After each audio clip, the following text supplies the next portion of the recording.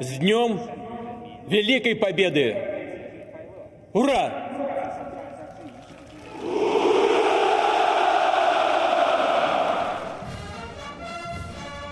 Войска Московского гарнизона к параду в ознаменовании 80-й годовщины Победы. Ռուսաստանն այսօր նշում է հայրենական մեծ պատերազմում հաղթանակի 80-ամյակը։ Մոսկվայի Կարմիր հրապարակում անցկացվել է ավանդական ռազմական շքերթը։ Մոտ 2 ժամ տևած միջոցառմանը մասնակցել են 20-ից ավելի երկրի ղեկավարներ, այդ թվում Հայաստանի վարչապետը։ Մի շարք երկրների ղեկավարներ մերժել են հրավերը, ներառյալ Ադրբեջանի նախագահը։ Կարմիր հրապարակով երթով անցել են զինված ուժերի հետևակային շարասյուները, նաև ստորաբաժանումներ 13 երկրից, այդ թվում Ադրբեջանից։ Հայաստանի զինված ուժերից շքերթին ստորաբաժանումներ չեն մասնակցել։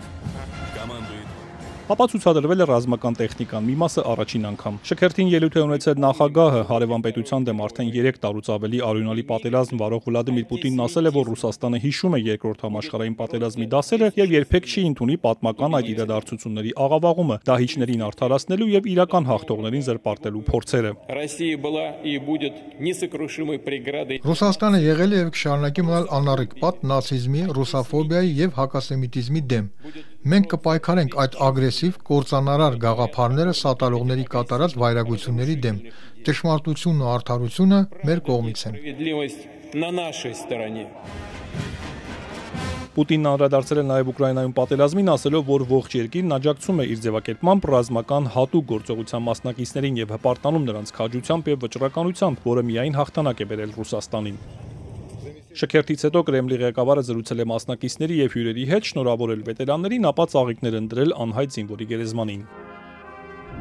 Մինչ Մոսկվայում նշում են հաղթանակի օրը, ռուսական զինուժի երկրորդ օրն է խախտում է Պուտինի հայտարարած երրորդյա հրադադարը։ Ուկրաինայի զինուժի փոխանցմամբ վերջին 24 ժամում ռուսական ուժերը հարվածել են հրթիռներով եւ անօդաչուներով, ռմբակոծել մի քանի դիրքեր։ Ըստ ռուսական կողմի Ուկրաինան, որը չի միացել երրորդյա հրադադարին, եւս հարվածներ է հասցնում, իսկ Կուրսկի եւ Բելգորոդի ուղղությամբ կրկին փորձել է ճեղքել սահմանը։ Այս ֆոնին 3 հեռախոսով զրուցել են Ուկրաինայի եւ Միացյալ Նահանգների նախագահները։ Վլադիմիր Զելենսկին ավելի ուշ հայտնել է, որ Դոնալդ Թրամփին ներկայացրել է իրավիճակն առաջնագծում, նաև հաստատել Կիևը պատրաստ է բանակցել ցանկացած ձևաչափով, սակայն Մոսկվան պետք է ապացուցի, որ լուրջ է տրամադրված եւ համաձայնի լիակատար ու անվերապահ հրադադարին։ Ուկրաինա готова до повного припинення вогню прямо сьогодні. Ուկրաինան պատրաստ է 30-օրյա հրադադարի նույնիսկ այսօրվանից, սակայն դա պետք է լինի իրական հրադադար։ Հրթիռներով, անօդաչուներով հարվածներ չպետք է լինեն։ Ռուսները պետք է արձագանքեն համապատասխանաբար։ Щоб не було цих сотень штурмів на фронті. Թրամփն իր հերթին սոցցանցում Ռուսաստանին եւ Ուկրաինային կոչ է արել 30-օրյա անվերապահ հրադադար հաստատել, որը ճանապարհ կհարթի դեպի տևական խաղաղություն։ Սպիտակ տան ղեկավարը զգուշացրել է, եթե հրադադարը չպահպանվի, լրացուցիչ պատժամիջոցներ կկիրառվեն։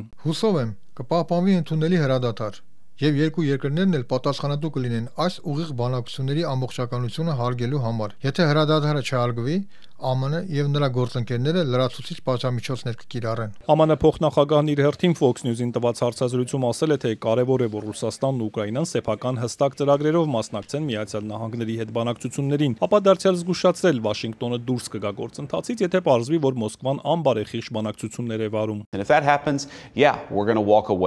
Եթե դա տեղի ունենա, այո, մենք դուրս կգանք գործընթացից եւ դա կնշանակի, որ թե Ռուսաստանը, թե Ուկրաինան այս խնդիրը լուծելու հարցում կմնան միայնակ, առանց ԱՄՆ-ի խորհուրդների եւ միջնորդության։